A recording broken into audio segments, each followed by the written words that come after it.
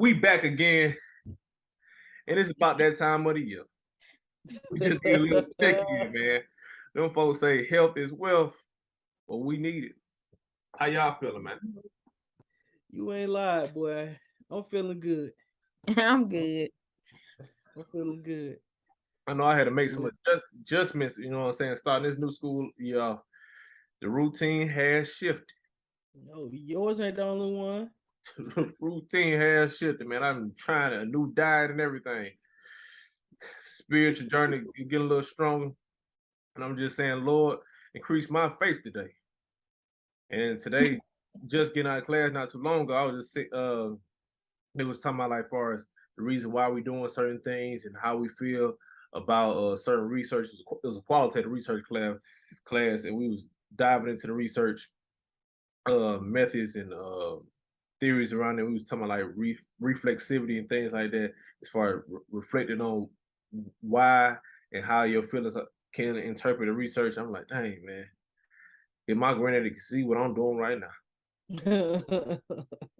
I'm serious though. You know what I'm saying? It's like I know it was off subject. You know what I'm saying? I was just thinking in my head, like you know what I'm saying. There's a lot of people that get me to this point, and I feel like I'm nowhere. You know what I'm saying? But I'm thankful for the moment that I'm in. You know what I'm saying?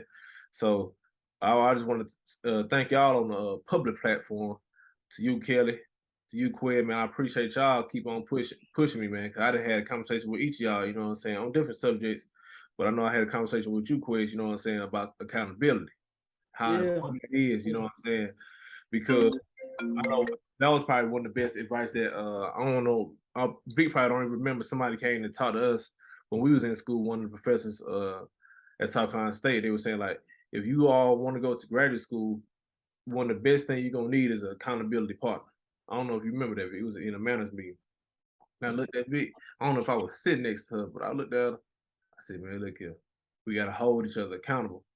And I realized how much that really means something because like within my program, it's a couple of minority students, but it's not a lot of black uh, students in my program, especially black males. And if they are, they might be part time, or I don't see them as much. So gaining that sense of community. Oh Lord, I just said that word. Gaining, gaining that sense of community is like you really don't know how much you really need that. You know what I'm saying? Just the phone calls, with you all on the phone, you know what I'm saying, throughout each day, like man, just chop it up. We might be laughing at Ricky Smiley and Chris. Give it up for Chris. You know, you might be cracking it up, you know what I'm saying? Like I really appreciate that. You know what I'm saying? In 5, 10 minutes, 30 minutes, maybe an hour plus. Like, y'all don't understand how much I appreciate that because I'm seeing how all these other people, especially, you know what I'm saying, the international people, as soon as they get here, you know what I'm saying, within a week or 2 weeks, they already getting their people together. Like, hey, Man, they stick together. we cooking. Hey, I'll get your mail when you're out of town. Hey, I'll take you to the airport. Things like that. I'm like, damn, bro. Far with black people that I seen, I done met some good brothers and some good sisters. You know what I'm saying? All praises. But I realized we don't stick together as we should. Why do y'all think that? Why do y'all think that? I mean, I don't know. I think I think it's a cultural thing. Like we just uh, black, black people ain't never stuck together in that way. Yeah. Yeah. You Like keep it real. even when so I got a friend now, or two friends that I, you know what I'm saying, can really say that. Well, three friends that I can say. One is not physically here right now. He's doing some getting ready for proposing and all that stuff. But three solid people in my department, because I've met other people outside, but of course nothing is like connected with people in your department because there's, you know what I'm saying, there's some commonality. You all can kind of talk about some of the similar things and some of the similar things that you enjoy doing within academia and the classes. So I'm grateful to have, you know what I'm saying, a little pod of people, especially in my department, that I can connect with. But it's interesting because one of them is a black guy, but he's gone to predominantly white school since he was in grade school. But literally, out of all the people that I've known that have attended predominantly white schools throughout their entire school life, he don't act like them. And I was like, so I had this conversation the other day. I was like, you real grounded. Like, he got a black ass family. And I said, that's why, like, he real grounded. His people, cattle farmers or whatever, and all that good stuff, come from Texas, good guy, but he come from a black family. And so I was having, because I was like, I ain't never experienced black people that attended, especially all through grade school and through, undergrad and grad school, and also taught for 7-8 years in predominantly white school systems in Texas and things like that. I never came across people who were down to earth and really true to their blackness. You know what I'm saying? Even though he still navigate white spaces, he's very comfortable in that. I ain't never came, because most people that be in them spaces, they with the Rudy Poo. They you know what I'm saying, how they engage with you is very different. They kind of I believe that. In my experience, people be looking down on folks that are like grounded in their blackness. We black. Yeah. Black as hell. You know what I'm saying? But I think it's a cultural thing. Like, I don't think I've experienced people sticking together the way, you know what I'm saying, like the international students stick together. They really stick together and support one another no matter what. I mean, you could be from Ghana and the other person from Nigeria. Those two different countries, but they still, you know what I'm saying, come together and create that sense of community. But I think too, you gotta be in a space where it ain't nothing but y'all. Like, that's only you can rely on. Because that's how I was in Alaska. Like, had I not met them people up there and created that community that I had when I was in Alaska, none of us would never be friends. And it's not a bad thing, but we wouldn't run in the same circles, from age difference to our careers and our just all those different pieces. People had families, people were married, but because we were in rural Alaska, we was black, we was like, oh, we got to stick together. You know what I'm saying? But at the same time, we was screening people like, oh, they can't come around, even though they are black. You know what I'm saying? So that was a whole nother thing in itself. But I appreciate that, and I think it's a matter of individuals being in the spaces like where we are. And even Quiz, as a even though you're at a HBCU, you still a non-traditional student, so your life, your experiences, things you're interested in don't look like the rest of the students, and same for us. So when you find people, you know what I'm saying, that you can connect with and build relationships with, I think that's super valuable. That's real. I'm gonna go to politically correct route and say it's systemic. Okay.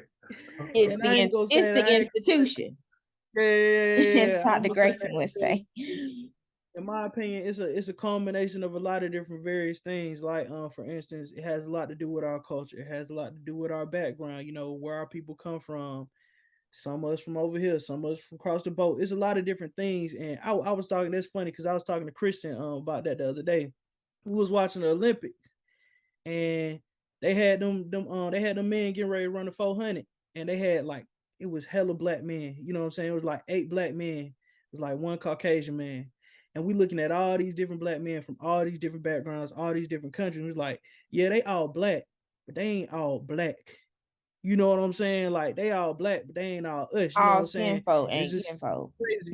Yeah, exactly. All skin folk ain't kinfolk. So when you see all them different backgrounds and stuff like that, and you realize, okay, them folks, they from Africa. You realize them people, they clicking up. They taking care of each other. And then you come to where we at, where I'm at right now, to a HBCU, and you start to notice, like, everybody got their own little clique, everybody running their own little circles, and they don't really look out for each other as a whole. And even amongst those circles, it's a lot of little shady stuff go on. You know what I'm saying? I'm not gonna necessarily get into that, but I feel like a lot of that has to do with where we come from and how black people were brought into these institutions. You know what I'm saying? So I agree with both y'all on where it came from and what it is. But I feel like a lot of it got to do with where we come from. And it's hard for black people to get on one accord because of those things that were put in front of us as barriers. You know what I'm saying? So It's a lot of different things. It just made me think about today. For instance, we had a manners e-board meeting, and I'm catching hell trying to get like everybody on the same page, realizing everybody come from different backgrounds. What's going on, Aaron? No, I was gonna say, tell them what manners is again. What manners stand for. Oh, minorities in agriculture, natural resources, and related sciences. Appreciate it.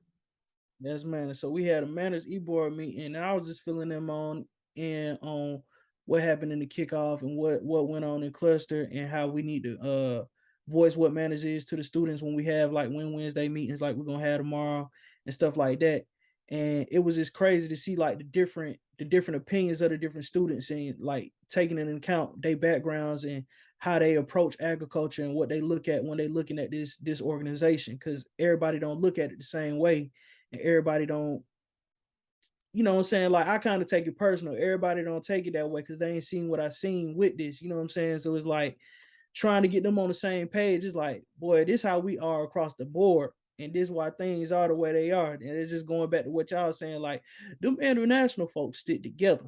They like, you know what I'm saying? I feel like they got a lot to do with their goal. They all have a common goal in mind and they stick together to make that happen. Whereas we kind of be kind of all over the place What trying to you figure like? it out. You know what I'm saying? Yeah, and I ain't mean to cut you out, but this is not home for them. You know Yeah. what I'm saying? Like, because you know what I'm saying? A lot of the graduate students in my department, especially the international students, they, not all of them, but most of them want to go back and do policy work within their own countries as it relates to agriculture. So whether it be like policy evaluation or just getting to the policy side, they really want to go back and do policy work. So this not home for them. Mm-hmm. And there's a bigger sacrifice. There's a bigger sacrifice that comes with it too. And I think it just in conversations, that's how they look at us. Like we don't appreciate the opportunities. Yeah. I mean, and just from that's exactly what I was at. Right. I assisted with orientation for my department. And so I, you know, facilitated a workshop or whatever. And it was cool, but I was able to connect with those students. And we had a lot of international, especially Nigerian students that came in this semester. And just them navigating, like, yeah, our orientation lasts a whole week. So on top of orientation, you talking about housing. What does, you know what I'm saying, beyond passports and all that stuff, students, you know, like healthcare, because most of them have families and still moving their families over, like their kids and their wives and stuff. That's a lot. So, you know, I think they appreciate it and they understand what they got on the line. Because if you're not in school, you can't be over here. So that's the other thing. If you're not enrolled in school as one of those international students, if you're not enrolled in the institution, you got to go back home.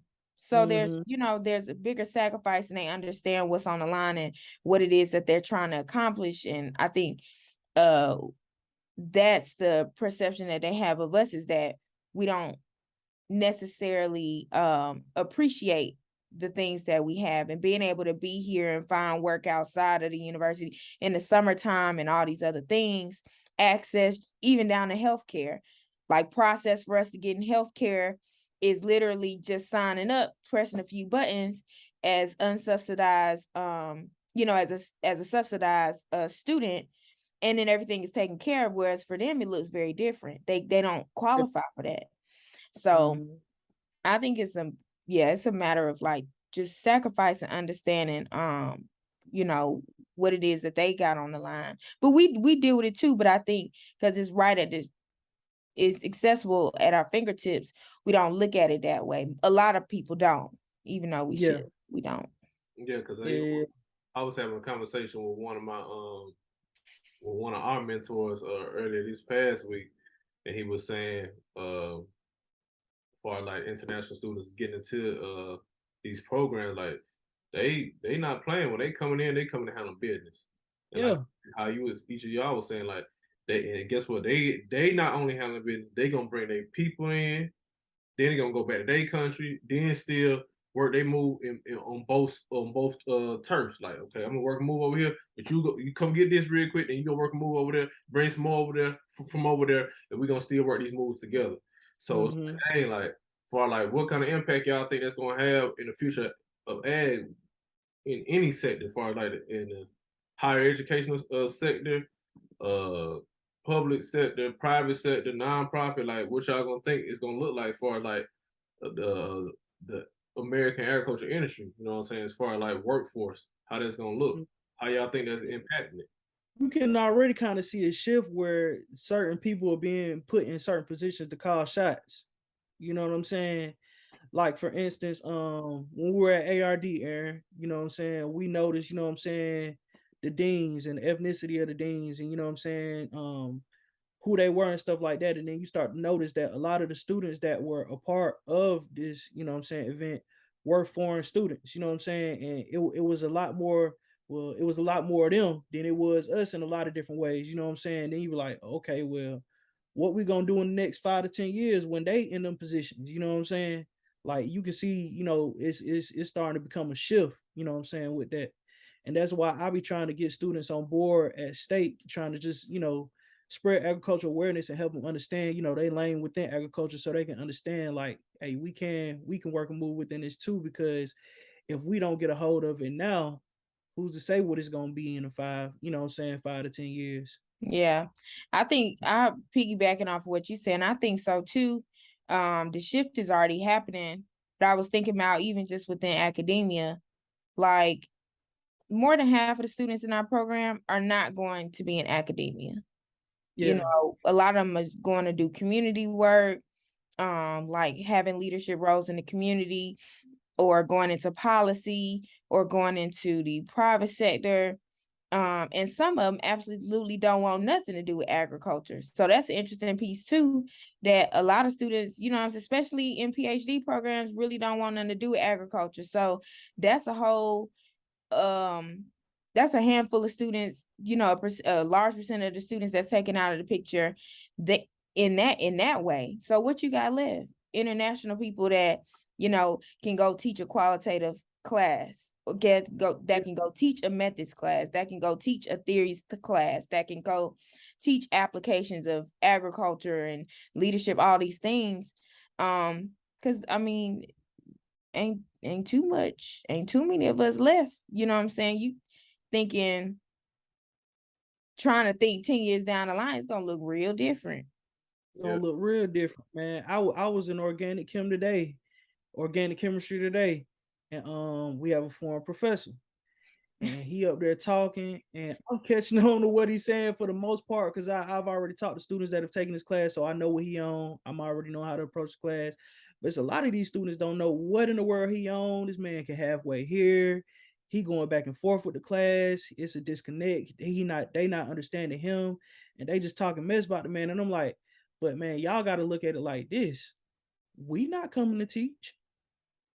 We not coming, you know what I'm saying? We not coming back to fill these positions, you know what I'm saying? So it's like, what do we leave? What do we leave the positions to? You know what I'm saying? We gonna have a bunch of these, you know what I'm saying, guys teaching us, and it's gonna be a disconnect, and we're not gonna understand what he's saying because we don't have nobody that look like us up there doing it.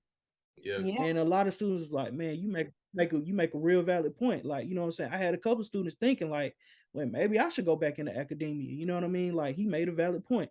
Yeah, because the thing about it, they can be like, everybody screaming support black colleges, but how are you support? You know what I'm saying? As far as like, How are you even if you know you don't want to be a full-time professor, as far as like just giving back, doing a workshop, coming to do a career day or whatever that may look like, because slowly but surely, if we don't go fill these positions and provide opportunities for our own kind, man, I'm almost scared to see what it's really gonna look like, because I was listening to a conversation last night, one of my favorite podcasts to listen to, as far as like financial literacy and what's going on in today's market.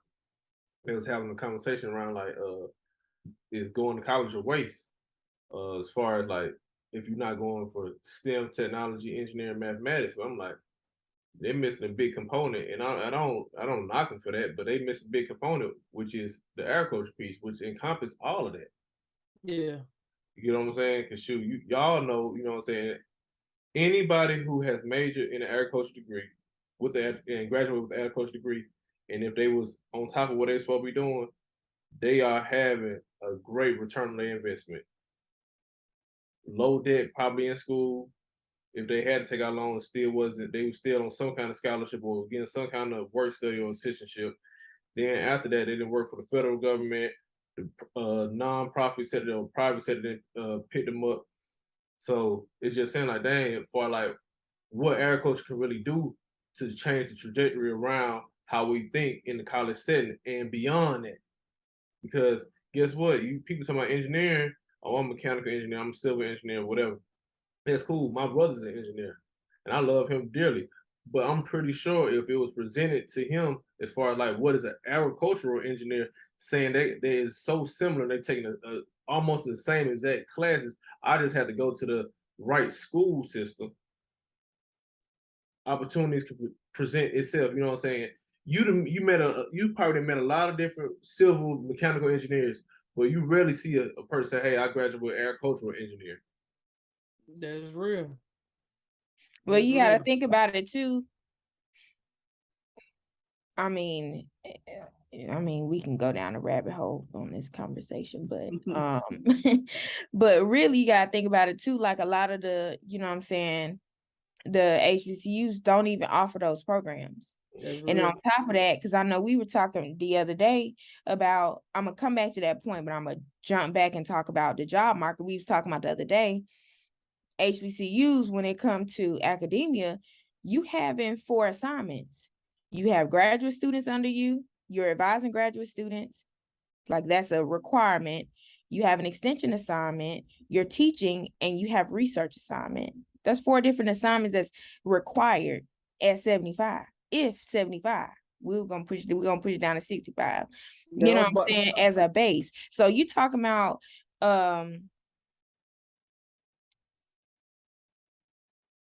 filling all those roles, having, you know what I'm saying, that's a lot, especially if you ain't come from no program that really set you up for success in that way to be able to do that work. Research is not easy. So coming out of a doctoral program fresh, I mean, if you ready for it, you know, when is anybody ready to hop into something like that? But if you're not prepared for it, how you gonna be successful? If you worried about teaching 3 classes, trying to produce, we was talking about the other day, I think Tennessee State, you gotta publish within the first 2-3 years. And if you ain't published in the first 2-3 years, when you go up for eval for your evaluation, they questioning, you know what I'm saying, your credibility of, well, we may need to go back to the drawing board. You know what I'm saying? But that's a lot of pressure on people, for especially somebody that didn't come from a top tier program. But going back to the HBCUs not even having agriculture engineering. Look at, you know, South Carolina State, thank goodness, is just getting their program off the ground. And they have some, you know, some room to grow. But shoot, if students don't have access to the PWIs, and that's a whole nother conversation, because you talk about what it takes to get to those schools, what type of financial support, just the community in general, what does that look like for a black, you know, a black students to go into that space? They ain't never been in a space like that, or have family that's been in a space like that. Yeah. It's all the components that work together that I think Yeah. either set you up for success or failure. Yeah, because Either or. Ain't no in between.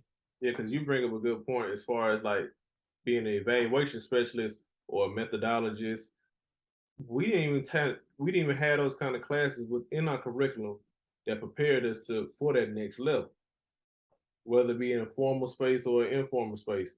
So I think it's, you know what I'm saying, it's a disparity within itself, because guess what? If we're not having people who having those kind of relationships with those higher institutions, the research one institutions, as far as what's the cutting edge, and having majors that reflect the current job market, but most importantly, the future job markets, like we in a world of trouble. That's Yeah, real. and I don't think it's a matter of ability, it's capacity. Yeah, because like, you wear so many hats. Yeah, we will never be, unfortunately, HBCUs will never be playing the same game as PWIs, whether it be within the land grant system of, you know what I'm saying, or outside of it with them liberal cards, whatever.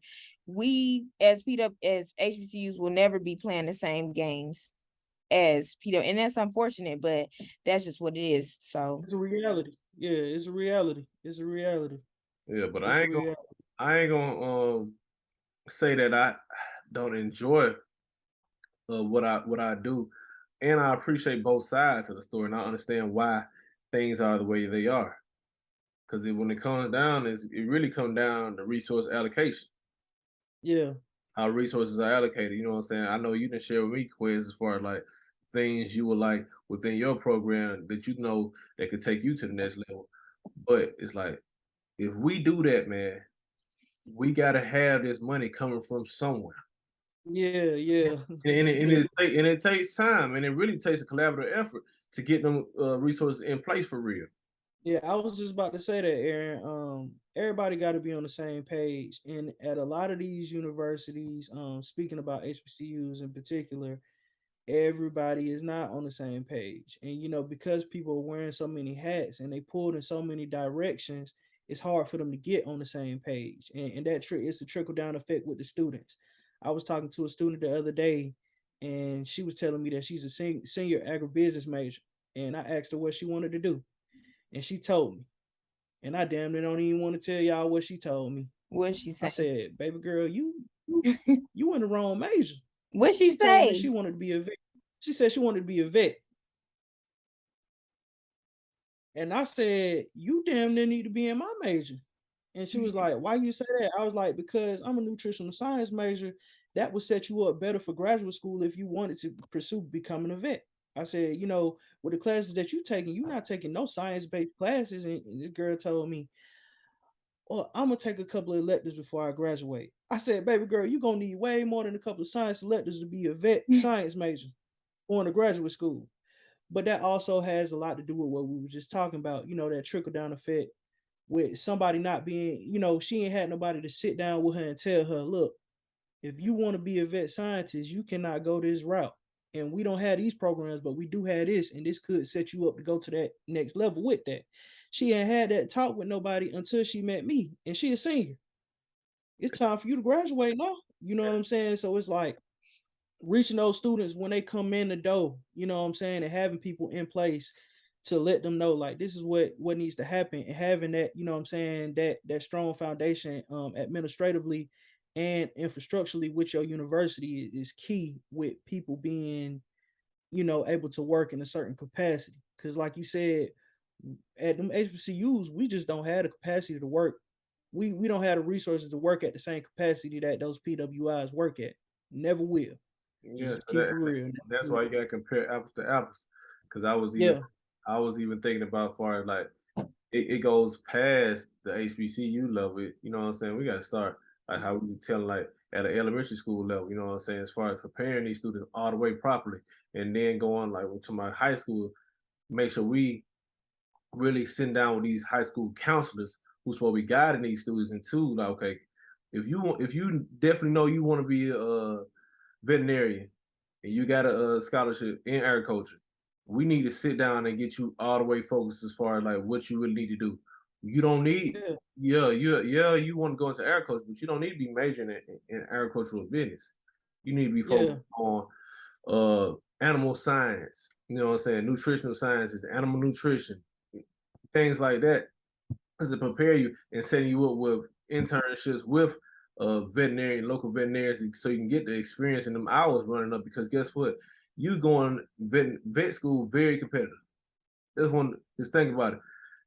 In the state of Georgia, it's only one vet school. Getting to vet one school, getting to vet school is harder than getting to medical school. I don't know if nobody never told y'all that. easily, easily. And you going against students who done had that top tier uh connections, mama and daddy, grandparents that had their own facilities. They just all they got to do is just go through the ranks and get into schools. They're getting these letter of recommendations from these high prominent veterinarians, scientists across the country, and they've been mixing them in with the right people. As far as us, what coming from a black college, it's only one black vet school out of the 19 land grant schools. I'll throw in there too, because we had Gobbler Fest the other day, and one of the students, he wants to study bird behavior. So now he works with, I forget what it's called. He works with birds, but understanding bird behavior. So how birds fly in school. No, that's fish. How birds fly in flocks. I was about to say how birds fly in schools, but that's how fish. Anyway, but he studies the behavior of birds. But we were talking to a professor, one of our advisors, and just talking about how most people, one is high suicide rate, I think, and two is very, very, very expensive for vet school, and how most people want to go into small animal vet medicine, whereas there's an opportunity to go in large animal, so equine or just large animals, which means your farm animals, and if you want to do small ruminants, but really large animals is where it's at. There's a huge job market for it. And as far as like domestic, I guess, veterinary medicine, the money is really not there, especially compared to the money that you invested in your education. The money's not there unless you start your own practice. Even then, that's a whole thing in itself. So Dr. Haas, she was saying that most people really need to start looking into going to large animal vet medicine. That, I mean, the market is wide open for it. Yeah, so I thought that was interesting. And so that I'm gonna piggyback off of that as far as like, if I could get this advice, if you listening to this the student that you talking about, Quiz, I would have had took agribusiness as doing like a dual major, or took business as a minor, economics, really, because think about it, you got to learn where's the markets, what's the market for this, what, you know what I'm saying. I advise anybody, like, if you, whatever major you are, if you can't do a dual major, get a minor in business, especially if you want to call yourself being an entrepreneur, because it helps you click on all cylinders. I remember Vic was telling me this. We was having a conversation years ago. She's like, Aaron, look here, you really got a business mind. I don't know why you're not in business. And once I started taking business classes, I was like, man, a lot of this stuff comes second nature to me. I'm just putting the terminology with it and understand how it really clicks. And because I don't care if you at Sears working or Coca-Cola, guess what? It's still a business. University institutions, still a business. So you need to learn how the economics really work. So I can see how you could apply the agribusiness to that. But if that's something that you want to do as far as being a veterinarian, you need to take the right classes. You need to take the right classes to prepare yourself for success and get around good people who gonna push you. Like, we're going back to the accountability thing, and finding good mentors. Finding somebody who has done what you want to do already. Or guess what? Even if you can't find nobody who has done what you did already, guess what? Start putting yourself in them circles. Yep. Yeah. I was about to say that. I think oftentimes we can kind of get caught up in the idea of not people giving us what it is that we want, but you gotta understand, you gotta meet somebody halfway. You know what I'm saying? Like, with our opportunities and the things that we've been able to accomplish coming from state, all that stuff was done on our own. We didn't have no guidance on that. You know what I'm saying? You know what I'm saying? Me doing what I was doing in the community with hydroponics at the high schools, or going down to Southern University and doing that year-long small farmer program and all these different things. Nobody guided me through that. I had to step out and say, okay, state ain't got a college of ag. I don't know too much of what's going on in 1890. You know what I'm saying? My mentors, they know a little something, but you know what I'm saying? They've been out of the field so long. It's like, I got to figure this out on my own. You know what I'm saying? So I would say, even though you may not have the direction that you think you need, the direct direction and instruction you think you need, shoot, it may be people around you that just ain't doing what you're doing. So you got to go out and be able to find that on your own. And I feel like that's how, you know what I'm saying, we've been able to get to, because ain't nobody helped me get in my PhD program. I have yet to meet one other person other than Aaron who has gone through the same process as me, literally got denied from schools, not accepted, and had to go. You know what I'm saying? Like everybody I've come across, I had this my network got me in. Or, you know what I'm saying, I had an advisor that knew this person in the school that got me in. Or shoot, I ain't even come from the field, you know what I'm saying, like 24 in the PhD program type stuff. But one, they didn't have to have work experience to get into the leadership piece, or just all these different things. So aside from not getting into school the first time that I did, I'm still grateful for my journey and what I've gone through and the people that I've been able to meet, because I consider myself well-versed and well-experienced to be able to navigate the space that I'm in now. Have taught classes and ran programs, and so I feel more comfortable being in the place that I am now. So step out there and go for what you want to, you know what I'm saying, go for. And if you got any questions, man, we got good connection. I know if you know Quiz, man, run up on him personally, get his phone number, get his email. And if you want to email us at soulpurposefarms@gmail.com or DM us on all social media platforms. We'd love to help you out, man, because we came from that school. We want to see you all become successful and pour into the generation that's come behind y'all. Did you want to say anything else, Quiz? Put yourself out there. For sure, man. So we're gonna end this episode with just saying, put yourself out there, and we'll see y'all next week. Peace.